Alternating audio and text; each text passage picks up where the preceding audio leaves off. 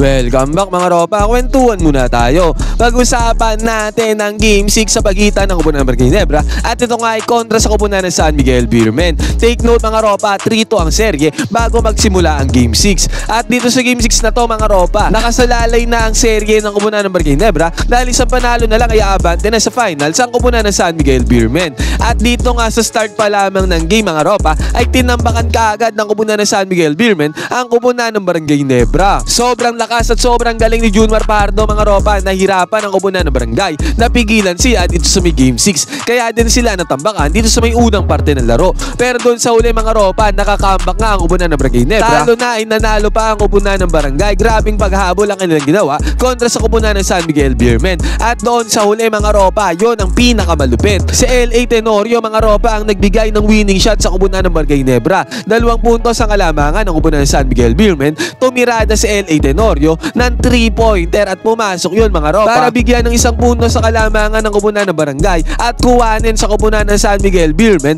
ang panalo dito sa may Game 6. What a game, never say die attitude ang pinakita dito ng Kupunan ng Barangay Ginebra, lalo na ng LA Tenorio dito sa game na to mga ropa. May Game 7 tayo. Yun mga ropa, isa-isent may natin ang pambihirang diskarte na ginawa ng Kupunan ng Barangay Ginebra dito sa may Game 6. Talo na ay nanalo pa, pambihirang comeback by LA Tenorio. Simulan na natin to. Okay game. Yun mga ropa, doon nga sa unang parte ng laro, lalo na doon sa may first at second quarter mga ropa, ay talagang lumamang ang Kupunan ng San Miguel Beermen at natambakan ang Kupunan ng Barangay Ginebra. At dito na tayo magsimula mga ropa sa may pagbubukas ng third quarter. Actually, pagbubukas ng third quarter mga ropa, lamang pa rin ng 9 points dito ang Kupunan ng San Miguel Beermen. At dito sa possession na to ng Kupunan ng San Miguel Beermen mga ropa, ay good defense naman na pinakita dito ng Kupunan ng Barangay. Na-block ni Jamie Malonzo dito ang attempt ni CJ Perez na umatake. At dyan sa block na yan mga ropa, tendency outcome yan. Nakakuha ng fast break dito si Stephen Holt. Easy 2 points na nagawa dyan ni Japet Aguilar. Basket is good. Ngayon mga ropa, doon sa may first at second quarter, talagang si Junmar Pardo tumirada para sa Kupunan ng San Miguel Beermen.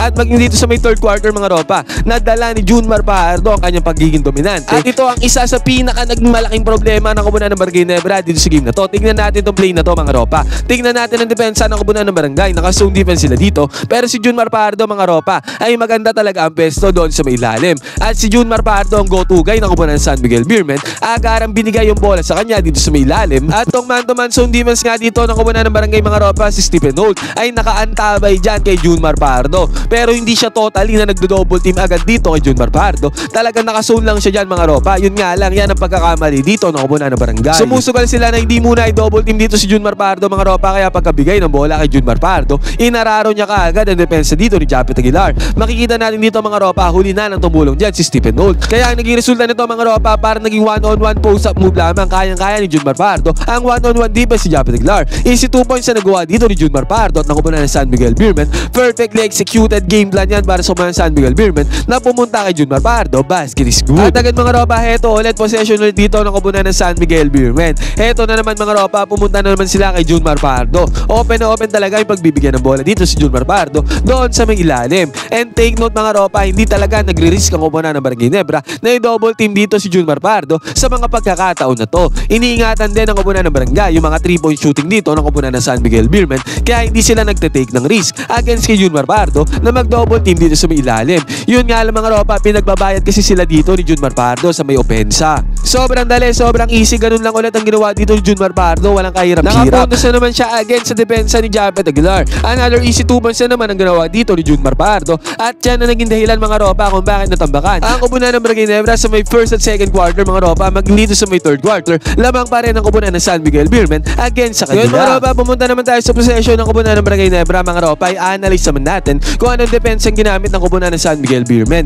Dahil si Junmar Pardo mga ropa ay nasa loob ng Kupunan ng San Miguel Beermen, lagi lang naka-zone defense yan si Junmar Pardo mga ropa. At mapapansin natin dito mga ropa, naka-zone defense nga dyan si Junmar Pardo. Scottie Thompson na nagbando ng bola dito, umatake si Scottie Thompson yan mga ropa, konting penetration lang. Ang zone defense sa Kupunan ng San Miguel Beermen ay na-attract dito ni Scottie Thompson. Sabay kick out niya ng bola papunta kay Troy Rosario dito sa may top of the key. Sa ganitong pamamaraan naman, binutasan ng Kupunan ng Barangay Ginebra ang depensa ng Kupunan ng San Miguel Beermen. May sumubok mag-close out dyan kay Troy Rosario mga ropa. Yun nga lang, huli na ang lahat. Naipukol na ni Troy Rosario 3-pointer top of the key. Basket is good. At agad mga ropa, heto ulit, naka-zone defense ulit yan ang Kupunan ng San Miguel Beermen. Kasabayan pa dito ni Junmar Pardo. Kasabayan pa dito ni Junmar Pardo si Rodney Brondial mga ropa. Dalawang big man yan. Kaya automatic mga ropa, naka-zone defense dito ang Kupunan ng San Miguel Beermen. movement at ganun lang ulit mga ropa. Konting penetration, sabay kick out ng bola dito sa may shooter mga ropa at si Japet Aguilar nabigyan ng bola dito. Recipient si Japet Aguilar. At hindi naman nabigo dito ang kubunan ng Barangay Nebra dahil itong mid-range jumper dito ni Japet Aguilar ay basket is good, easy money para sa kubunan ng Barangay.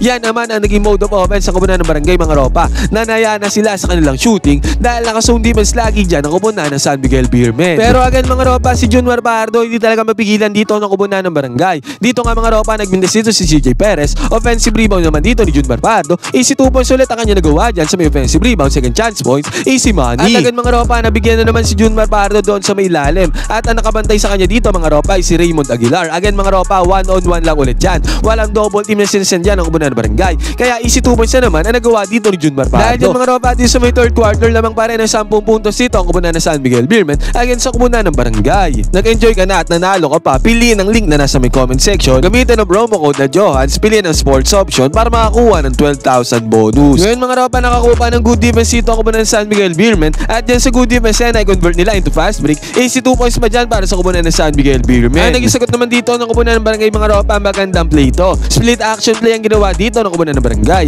Yun nga lang mga ropa, nagmintes ang jumper dito ni Japet Aguilar. Buti na lang mga ropa, si Scotty Thompson ay nandun sa may lalim para sa may putback, second chance points. Easy 2 points para kay Scotty, easy money. At eto na mga ropa, bumalik tayo sa depensa ng kubunan ng Barangay. Again mga ropa, ang go-to guy nila na si Junmar Pardo ng kubunan ng San Miguel Beermen ay nag-double team na dito ang kubunan ng Barangay sa may depensa. Troy Rosario mga ropa at Japet Aguilar, pinag-double team na dyan si Junmar Pardo. Masyado nang nakakarami si Junmar Pardo mga ropa. Yun nga lang mga ropa, ay nakahanap ng solusyon dito si Junmar Pardo. Pagkapasa niya ng bola papunta dito sa may mid-range, na i-convert naman ng teammate ni Junmar Pardo ang 2 points na yan.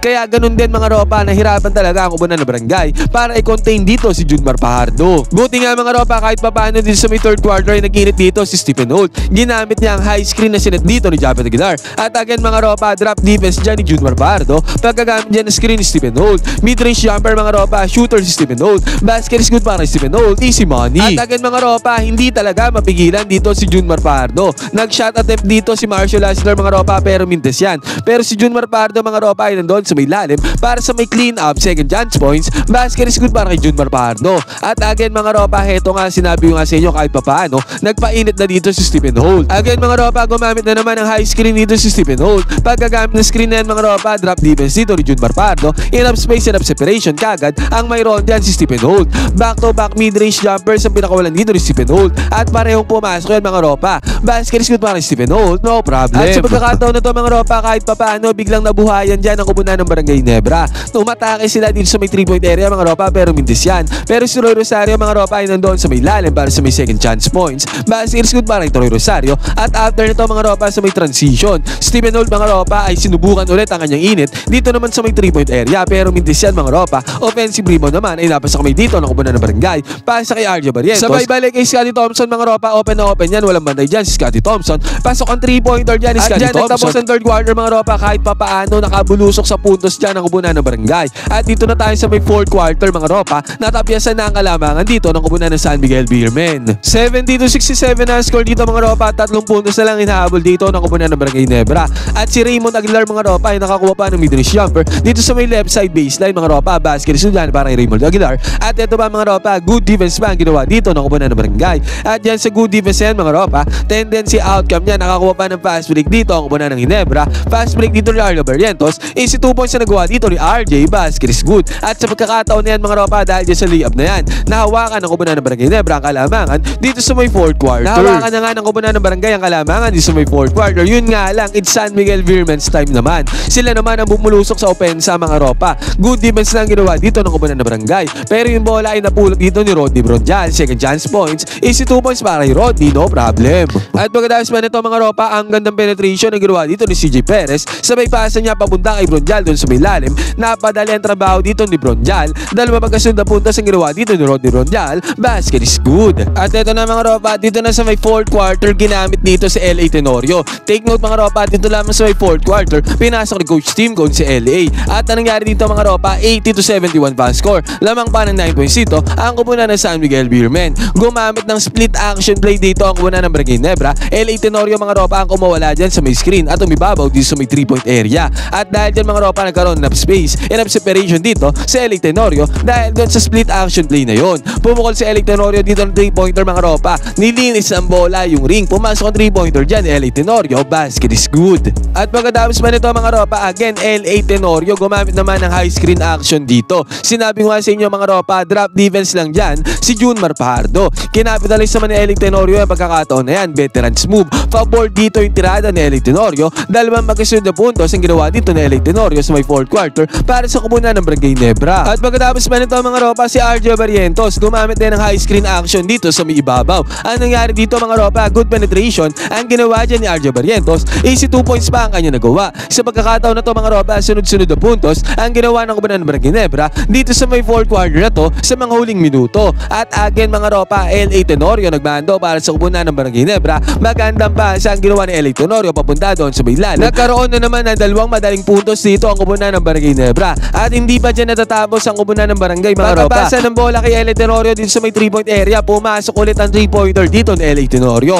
Long range ba mga ropa? Sunod-sunod na puntos ang ginawa dito ni LA Tenorio para makahabol ang kubunan ng Barangay Nebra. Basket is good ang 3-pointer net para kay LA, easy money. At dahil sa 3-pointer ni LA Tenorio mga ropa, naging all 83 ang score. At pagkatapos man yan mga ropa, nagkaroon pa ng opportunity ang kubunan ng Barangay Nebra para mag fast break. Transition offense sila to mga ropa, successful to dahil nakapagpundar sila ng another 2 points. Basket is good para sa kubunan ng Barangay. Naging 85-84 ang score mga ropa. Isang puntos sa naging kalamangan dito ng kubunan ng Barangay. Yun nga lang mga ropa, si CJ Perez ay naging agresibo dito at good penetration ang ginawa niya ni CJ Perez para bigyan ng mga kalamangan ang kubunan ng San Miguel Beermen. At eventually mga ropa, doon sa mga huling segundo ng laro, naging 87-85 ang score. Pumabor ang puntos para sa kubunan ng San Miguel Beermen. At dito na nangyari ang ginawa ni LA Tenorio na 3-pointer mga ropa. Heto na mga ropa, sobrang crucial na to. 2 puntos sa kalamangan dito ng kubunan ng San Miguel Beermen. Do or die to para sa kubunan ng Barangay. If ever na hindi sila makascore dito mga ropa,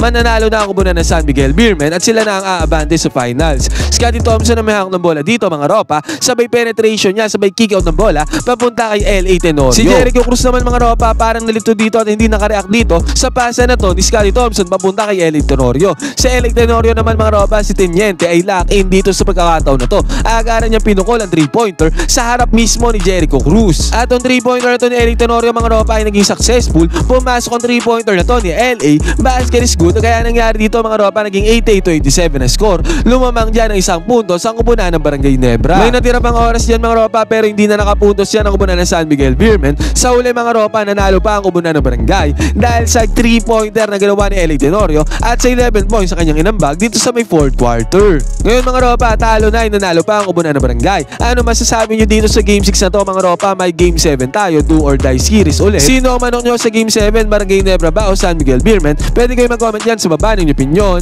Magkwentuhan tayo.